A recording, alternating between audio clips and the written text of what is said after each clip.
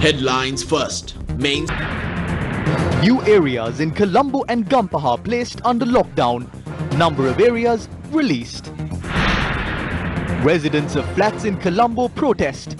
Demand to lift travel restrictions in the area. December is decisive. A warning from the GMOA. 9 tremors in Digana during the past 3 months. Residents advised to exercise caution. Drugs worth 3 billion discovered from Putlam. April 21st attacks orchestrated under the supervision of an international terrorist group. Former Chief of Defence Staff testifies at the Presidential Commission. Headlines first. Main sponsor.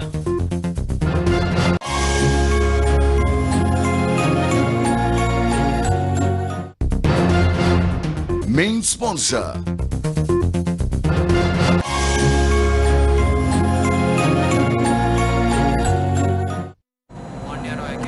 A very good evening to all our viewers and welcome to this Sunday's edition of Primetime News, coming to you live from our Newsfirst studios in Colombo.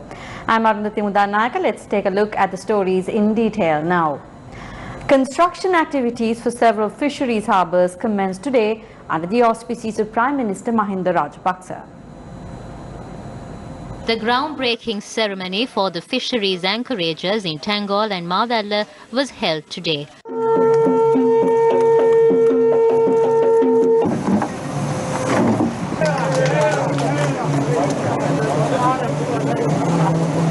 A group of lawmakers, including Prime Minister Mahinda Rajapaksa and Fisheries Minister Douglas Devananda, attended the ceremony. There are 22 fisheries harbours in the country.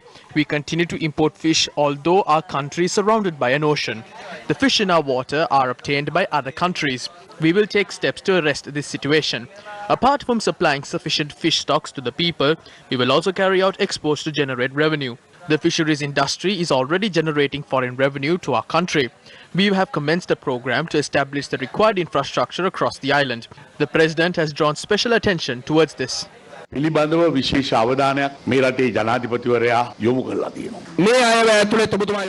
budget speech, the Prime Minister proposed to exempt the fisheries industry from income tax in the next 5 years. During discussions with the Central Bank, we were told that a moratorium would be offered for loan and leasing repayments for those in the fisheries industry. The cost for the anchorage at Rekava in Tangol has been estimated at more than 379 million rupees. Distribution of fishing gear also took place during the occasion. The project involving the construction of the anchorage in Mavella has been estimated at 380 million rupees.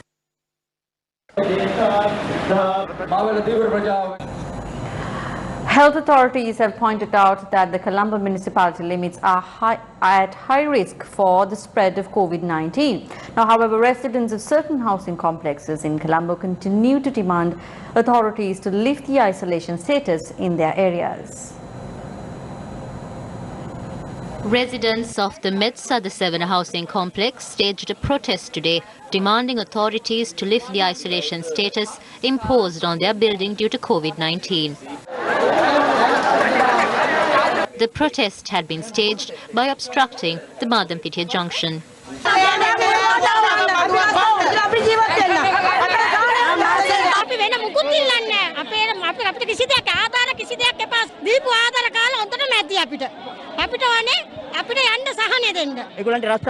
We have lost our jobs. We have no means to purchase vegetables. Some families with children are facing a shortage of food.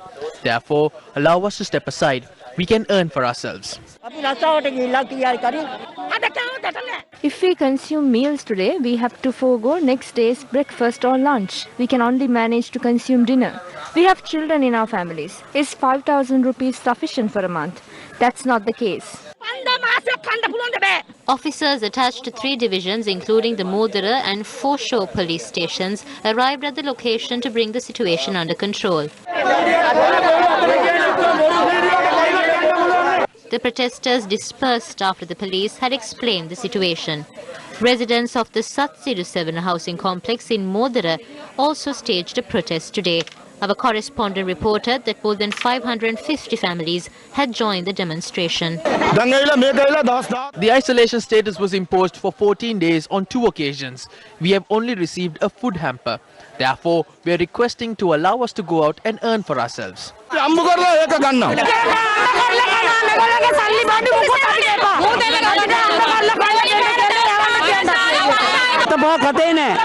මිනිස්සු මරාගනි ණයකාරය වෙලා ඉන්නේ බඩු ගස්තියන්න තනන්නේ නැහැ තමන්ගේ කරේ කන්නේ තියෙන බඩුව කරි උගස්තියන්න තනන්නේ නැහැ. A team of police officers, including the officer in charge of the Modara police station, arrived at the location to bring the situation under control. Nihal Dehidenia, the senior superintendent of police for the Colombo North Division, also visited the area. As residents of housing complexes, you have shown great commitment. We respect you for your support and thank you for that. We will be discussing this matter during the meeting tomorrow. During the discussion, we will make certain decisions on the restrictions given the current situation. Afterwards, we will consider the possibility of isolating only the infected individuals and allowing others to go to work.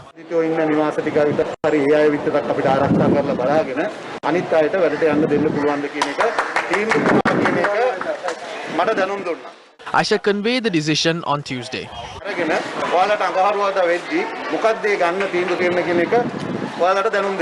The protesters dispersed following the undertaking given by the police.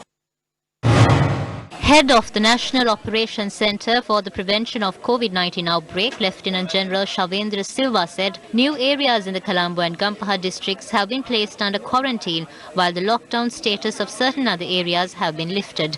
Areas in the Colombo district where the lockdown status has been lifted are as follows: the Blue Mandal Police Division and the Vijayapura Gramaladari Division in the Vellampitiya Police Division. Areas in Colombo that will continue to be under lockdown: the Modara Police Division, the Kotahena Police Division, the Grand Pass Police Division, Wolfendall Police Division, Dam Street Police Division, Kesawata Police Division, Maligawata Police Division, Dematagoda Police Division, Maradana Police Division, and the Vaikanda Gramaladari Division in the Slave Island Police Division, the Vanathamulla Grama Seva Division under the Boralla Police Division, the Salamulla Grama Seva Division, and the Lux under 7 Housing Scheme in the Vellampitiya Police Division, and the Randia Uyana Housing Scheme and South Ferguson Road in the Mattakule Police Division. Areas in the Colombo district that will be placed under lockdown from 5 a.m. tomorrow: the Hunupitiya Grama Seva Division in Slave Island, the Hatewata area in the Cinnamon Garden Police Division, and the Kokila Road in the Vellavata Police Division. Areas in the Gampaha district where travel restrictions will be lifted from 5 a.m. tomorrow: all Grama Seva divisions in the Vattala Police Division except for 5 Grama Seva divisions, all Grama Seva divisions in the Paliaguda Police Division except for 4 Grama Seva divisions, the Kalania Police Division.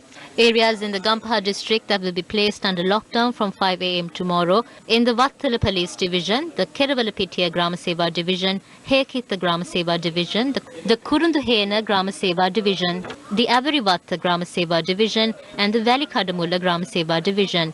In the Paliaguda Police Division, the Paliaguda Grama Seva Division, the Gangabada Paliaguda Division, the Meegahavatta Grama Seva Division, and the Pattiya North Grama Seva Division. In the Kiribatgoda Police Division, the Velagoda North Police Division. Another 632 COVID-19 cases were identified today, while another 370 COVID-19 recoveries were reported today. The total number of COVID-19 recoveries in the island currently stands at 20,460. As of today, the total number of COVID-19 cases reported from the island rose to 27,590. 6,993 active patients are currently under medical supervision. 7 COVID-19 fatalities were confirmed last evening. Among the deceased were 4 women. They have been identified as a 56-year-old woman from Dematagoda, an 81-year-old woman from Bandaragama, an 84-year-old woman from Colombo 13, and a 62-year-old woman from Vellampitiya. The other COVID-19 victims are a 91-year-old male from Bandaragama, a 66-year-old inmate at the Valikada prison, and a 53-year-old prison inmate. The death toll due to COVID-19 in the country currently stands at 137. while a majority of those who have fallen victim to the virus are those above 70 years of age. 669 COVID-19 cases were identified yesterday, out of which 204 are from the Colombo district, 170 from the Kandy district and 111 from the Gampaha district.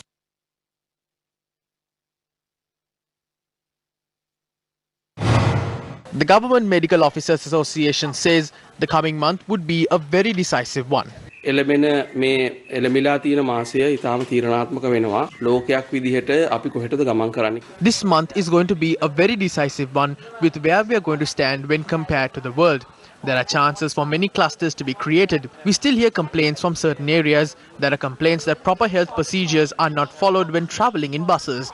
Therefore, it is the responsibility of the government, Transport Ministry, health officials and other officials to ensure the safety of these passengers who travel in these buses. They need to at least implement the minimum health guidelines so that the passengers have some assurance.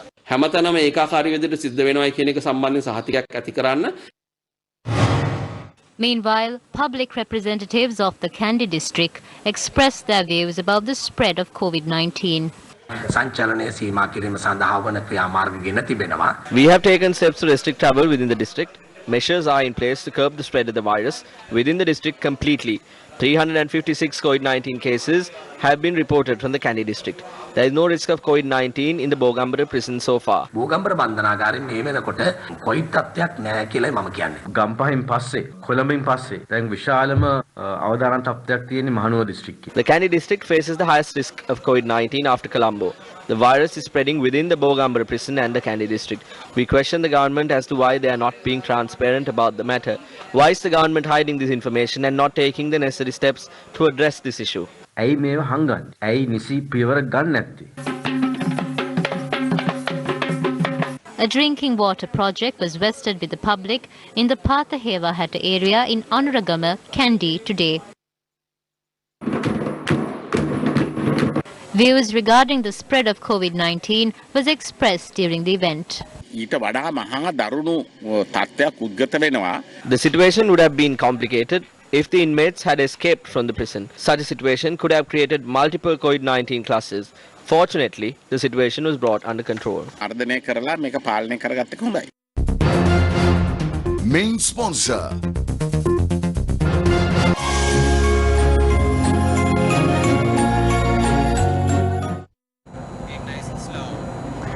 The tremors experienced in the Digan area in Kandy yesterday for the 9th time in 3 months has drawn the attention of many individuals in the country. Now a team of Newsfirst reporters visited the area today to inquire into this occurrence. Number of tremors experienced in the Digana area have increased exponentially, with 4 new tremors reported last night, and according to the residents, 2 other tremors were felt this morning.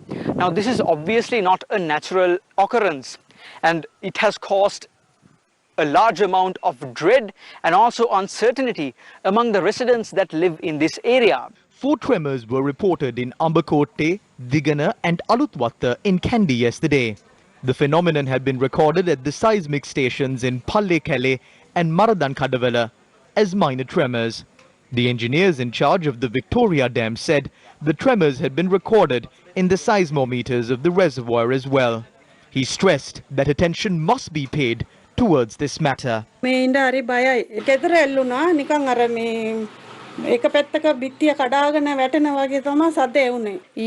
අවස දෙක්පාර සද්ද වුණා.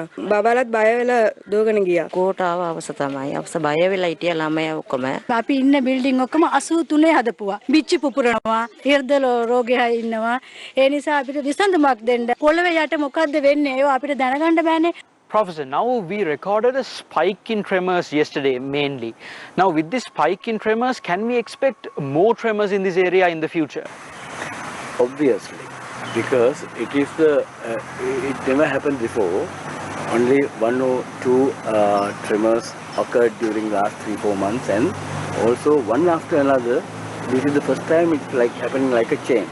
The chain of spikes, chain of tremors taking place in this area. So that is something to be investigated quickly. Now, sir, the main concern about this area is the fact that the Victoria Reservoir and the dam is situated in this area where the tremors are taking place. Do you think these tremors could cause any damage towards the reservoir or the dam? These dams are usually constructed on international standards. They construct them, they develop them, they make the plan for dams to withstand a tremor or an earthquake up to a level of 3.5 in the Richter scale. And this earthquake was... It is less than that. So still, our dams can withstand a tremor up to that level. So that is how they have developed in the planning stage. They construct even any kind of building, the large scale buildings, to suit or to withstand earthquakes of that level. Now, with all the data gathered and the investigations being conducted on this specific issue, do you think this is more likely a man-made issue or a natural phenomena? More of a natural phenomena. The man-made things can contribute to trigger certain events. So the man-made things like mining in that area can be a triggering of effect on the natural phenomena. Naturally, things are happening, and when the people intervene, there can be a triggering effect that can also cause tremors. The first tremor had been experienced in the area on the 29th of August and had been detected by the seismometers around the Victoria Dam. The first tremor was a magnitude 3.5 on the Richter scale, while the subsequent tremors were of a lower magnitude. Geological experts suspect that the tremors were caused as a result of induced seismicity in the vicinity of the Victoria Dam or the fractures to limestone cavities. The area flooded by the reservoir is full of limestone. Limestone is a very sensitive type of rock in this area full of water.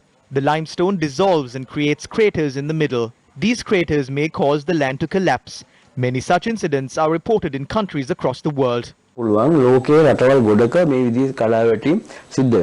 committee appointed by the Minister of Environment to study the tremors had submitted its report recently. The committee had cited dolomite quarrying, use of detonators for construction, tectonic behavior, rock bursts, and water level changes in the Victoria Reservoir as possible reasons for the tremors. News First has continuously reported that a large-scale dolomite quarry had been operating in this area which has experienced tremors in the recent months. Our reporters inquired into this situation today. These were the views expressed by the governor of the southern province. Actually, we have already taken steps to discuss this matter with the relevant authorities and the relevant people, and we had a meeting on 23rd of November to discuss the matter, and we are hoping their opinion as soon as possible. We can get the government opinion and also the officials' opinion to get rid of this movement. So I think we can mitigate after considering their opinion. So until then we have to wait, and as a government we are hoping to fulfill the people's wishes. Mahanuwara ප්‍රදේශයේ මේ මෑතක සිට දිගින් දිගටම සිදුවන භූකම්පන සම්බන්ධයෙන් We wish to state that the government has not responded adequately to the tremors that are being experienced in Digana. The Central Hills are the heart of our country. Generally, we will seek treatment if we experience pain in our chest or begin to display symptoms of an illness. Therefore, the leaders and officials of this country must respond swiftly, given that there are tremors taking place in the heart of our country. But we have not seen adequate action being taken in this regard. If proper action is not taken, it could have a drastic impact on human lives and property. The gravity of this situation must be emphasized. If the dam of the Victoria Reservoir breaks due to tremors, when water levels are at a high level, the Rambenigala Reservoir that feeds off the dam will start to overflow. We are hoping that a situation of this magnitude does not occur. But it will also exceed the capacity of the Rantambe Reservoir and endanger the lives of the people and animals residing in the vicinity of the water bodies in Bintanna, Mahianganaya, Girandurukotte, Dehiyattakandiya, Siripura and Dimbulagala. We cannot disregard these tremors at a time when the central region has been affected. These incidents must be analyzed and studied properly. The required funds must be allocated for this purpose. If we don't have local officials with technical expertise on this matter, foreign experts must be brought in, as we need to protect the heart of this country. නැත්තම් ජාත්‍යන්තරයෙන් හරි මේ මොහොතේ ගේන්න ඕනේ මොකද වෙන මොකක්වත් නෙවෙයි රටේ හදවත මධ්‍යම කඳුකරේ නිසා ඒ රකින්න ඕනේ. අපේ පතල් හා භූවිද්‍යා කැණීම් මංසයෙන් තමයි කටයුත්ත කරන්නේ. මම මේ වෙනුවෙන් කමිටුවක් පත් කරා. This is handled by the Geological Survey and Mines Bureau. A committee was appointed to look into this matter, and we are constantly monitoring the situation. And we have called on experts on this area from universities to conduct a broad study into the situation. Even the President discussed this with us. We have initiated it based on the advice given by the President. There are 4 active earthquake research centers in Sri Lanka. We will set up more centers if necessary. We didn't come across any serious situations so far. We have been discussing the preparations necessary if such a situation arises. යම් තත්ත්වයක් ඇති වුණොත් ඒකට ගත හැකි ක්‍රියාමාර්ග පිළිබඳවත් සාකච්ඡා කරගෙන යනවා. Well, time for a short commercial break. Stay with News First. We will be right back.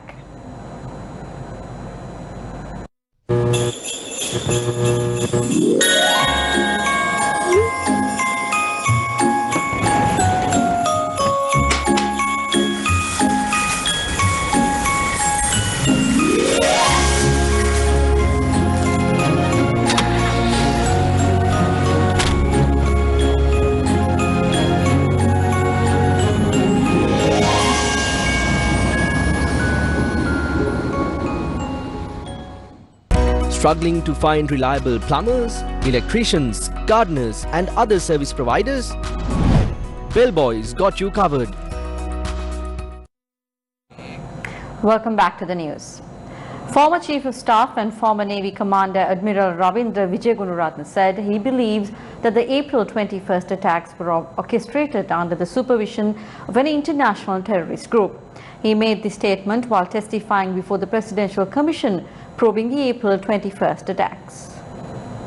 Former Navy Commander Admiral Ravindra Vijayagunaratne pointed out that the government of good governance acted in a manner that weakened the intelligence units in Sri Lanka, and that his attempts to protect the integrity of the intelligence units was the reason why he is currently an accused out on bail. He said that he believes that IS terrorists were behind the attacks and added that this is the first attack where 6 explosions were coordinated simultaneously. Ravindra Vijayagunaratne said that it is shameful that Sri Lanka, that lectured the world on terrorism, had to be informed of a terrorist attack on our own soil from foreign forces.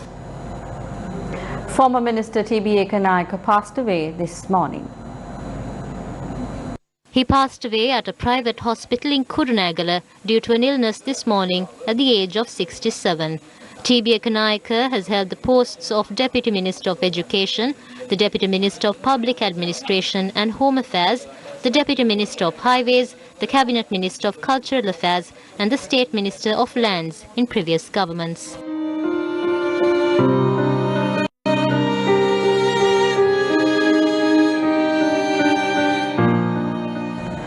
Roots of a large-scale drug racket being operated from Dubai was uncovered by the Excise Department and the Sri Lanka Navy this morning.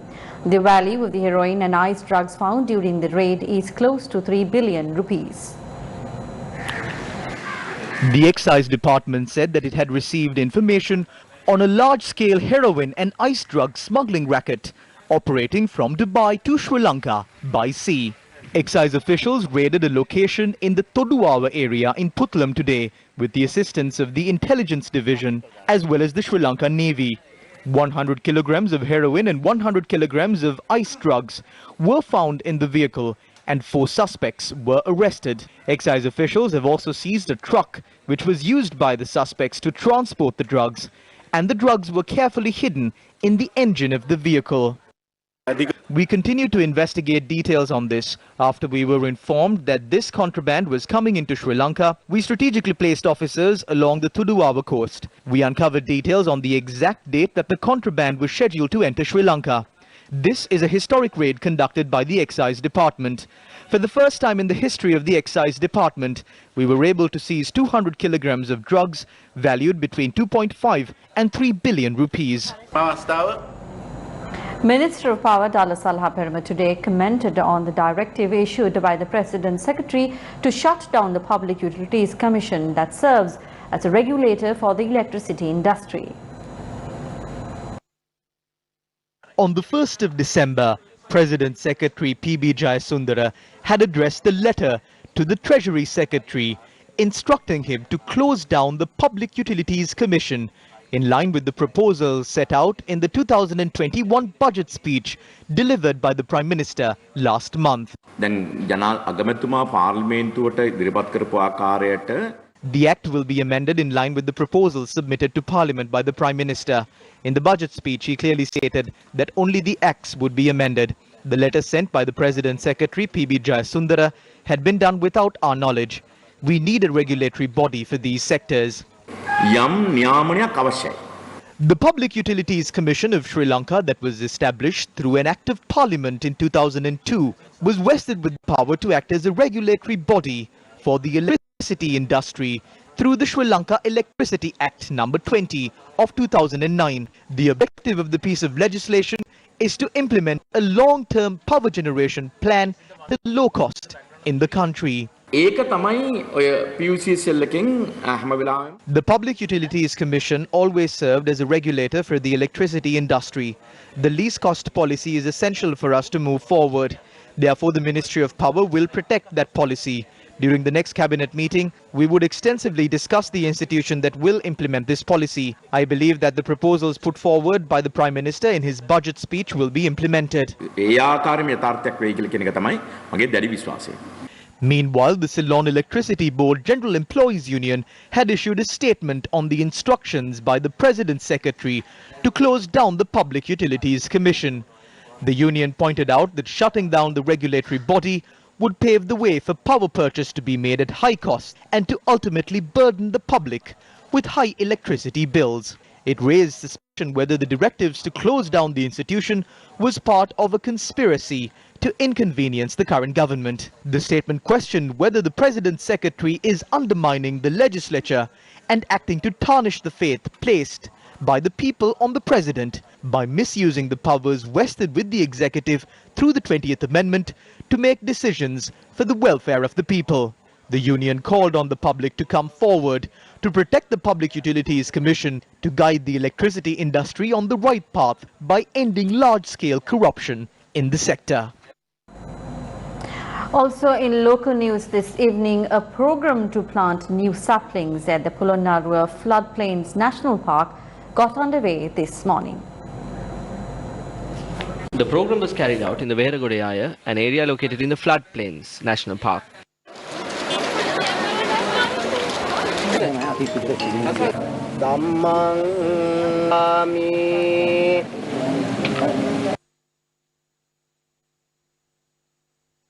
Subsequently, the Mahasangha made a request from the wildlife officials present at the occasion to remove illegal cattle farms in the area. We would like to make a very humble request from you. Please do not allow arson or destruction because the removal should be done legally. We will take measures very soon. There is enough space in our park, and that is why we are planting these saplings. What we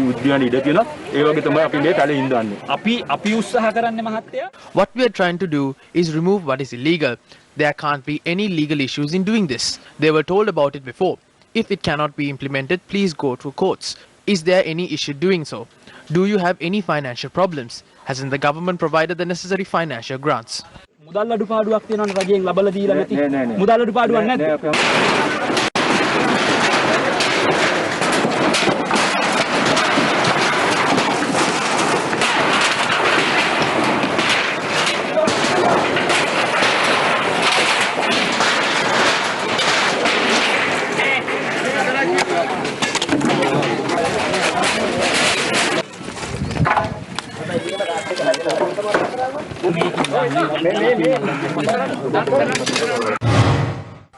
The subject minister expressed views about the requests made by wildlife officers attached to 13 trade unions to protect natural resources including wildlife parks and floodplains in Polonnaruwa.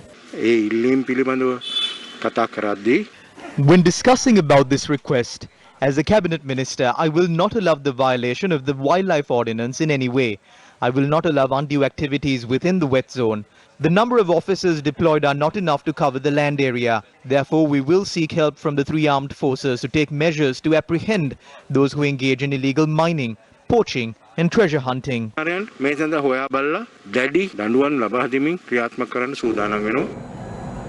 Now, according to the latest updates, 286 new COVID-19 cases have been reported today, bringing the total number of cases for the day to 648.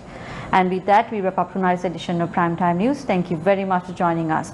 For the News First team, I'm Arundhati Mudanayaka, together with our interpreter this evening, Brian De Cruz, who joined us via Zoom. Good night.